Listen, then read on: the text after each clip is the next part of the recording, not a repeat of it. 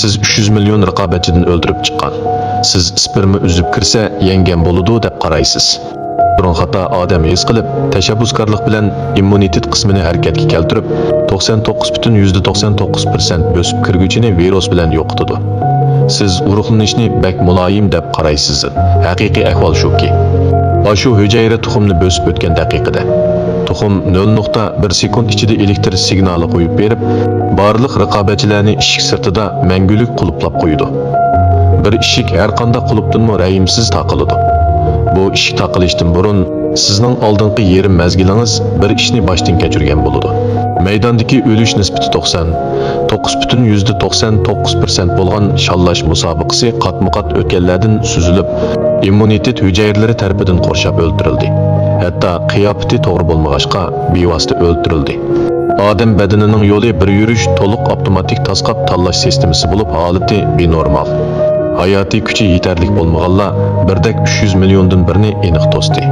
Mana bu sizning bu dunyoda mavjud bo'lib turish ehtimolligingiz boshqacha qilib aytganda, siz bu yerda paydo bo'lmasligingiz kerak edi. Lekin qirishqandek siz paydo bo'ldingiz.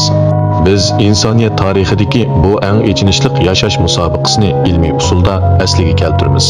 Ko'z bilan ko'rgili bo'lmaydigan urug'langan tuxumdan bir mukammal hayotlikchi bo'lgan. Bu 280 kunda siz azaldan anglab boqmagan qanchalik maxfiyatlik yo'shiringan. U musobaqa siz o'ylagandan rahimsizkan. 10 ming hasad 300 million sperma badanga etilib kirgan shu daqiqada ularni kutib olgani yo'l emas. Balki yo'qolish darajasidagi qo'rshov bo'ling ekan. Ayollarning immunitet sistemasi birinchi vaqtda spermani sirtdan kirgan tajovuzchi deb farqlantiradi. Oq qon hujayrasi to'rt tarafdan shiddat bilan kelib, mutlaq ko'p sondagi spermini kasallik bakteriyasi deb qarab bevosita yutib yo'qotadi. Qisqagina bir necha minut ichida necha yuz million hayotlik kulga aylanib yo'qoladi. Hatto tirkish fursatimi bo'lmaydi. Baliyatqu bo'yni shilimshiq suyuqligidan bosib o'tkili bo'lmaydi. Jonliqlar to'sqining oz ekanligini biladi. 10 ming baliyatqu bo'yni shilimshiq suyuqligi hargizmi odatdagi suyuqlik emas. U bir yuqori aniqlikdagi suzish to'ri. Benormal quyruq qismi egilgan spermaning hammasi sirtqa chiqarib etiladi. Taliyaga baliyatqu bo'shligiga kirgan sperma yana texmi xatarlik o'tkalga duch keladi. Baliyatqu muskul temi yasagan eqin. Jismoniy kuchi sal ojiz bo'lgan raqobatchilar bevosita shalinib ketadi. 10 mingdan oshmaydi.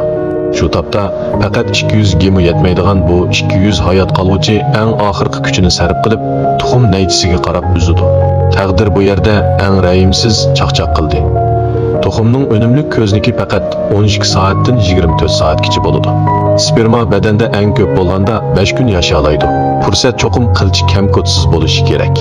Dal mushu hayot mamatliq uchrashgan daqiqada eng oxirda faqat birli urug' tuxumning oldiga uzib keldi. Bu daqiqada haqiqiy mo'jiza yuz berdi.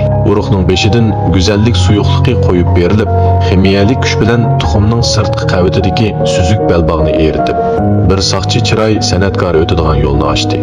Urug' pardasi bilan tuxum pardasi uchrashgan hamon birikidi. Elektr signali 0.01 sekundlik surat bilan tuxumning butun yuzini qoplab, barliq qoldiq.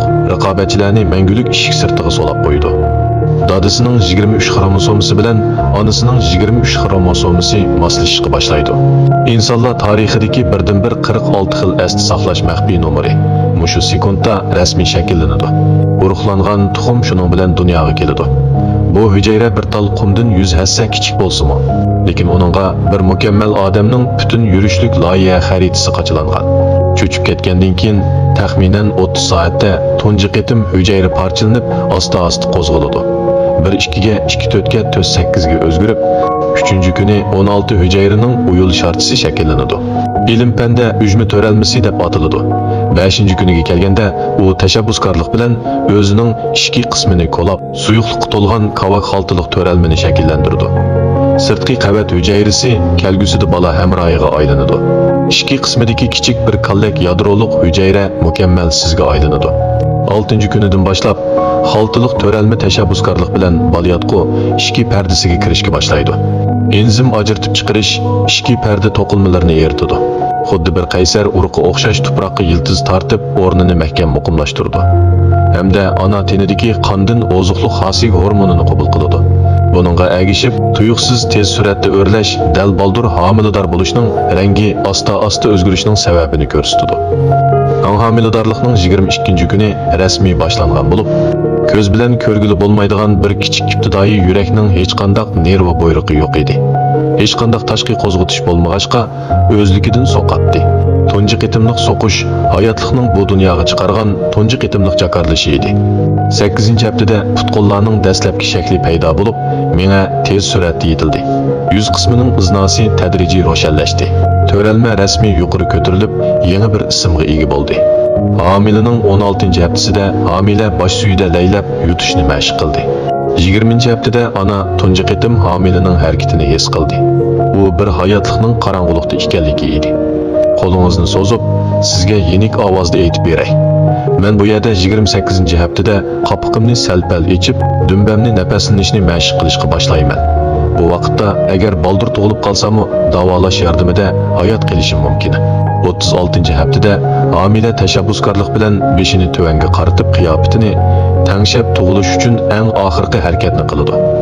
38-haftadan 40-haftagacha bo'lgan bir qator hormon signalini tayyorlab, bolayotqining davomli tarayishini qo'zg'atib, ta'tir sanoq bosqichiga rasmiy kirib, 0.dan 1 mm keladigan urug'langan tuxumdan yo'lga chiqqan hayotliq 280 kunni boshdan kechirib, sonsizlagan o'tganlardan halqib o'tib, butun kuchi bilan eng oxirgi tar yo'ldan o'tib, tunji ovozi bilan tug'ut uyidan chiqqan yig'i ovozi bilan bu dunyoga keldi. 300 milliondan bir qism g'uva. Tumanliqi qon va go'shtdan tarkib topgan mukammal mustaqil odamga yetadi. Bu yer sharidagi eng nozuk, hayvatlik ham kishini eng ta'sirlantiradigan hayotlik qurilishi. Shunga keyingi qitim o'zingizni odatdagi ko'p qitim yaxshi emasdek his qilganingizda esingizda bo'lsin. Faqat bu yerda tursangizlar 300 million raqibingizni yenggan bo'lasiz.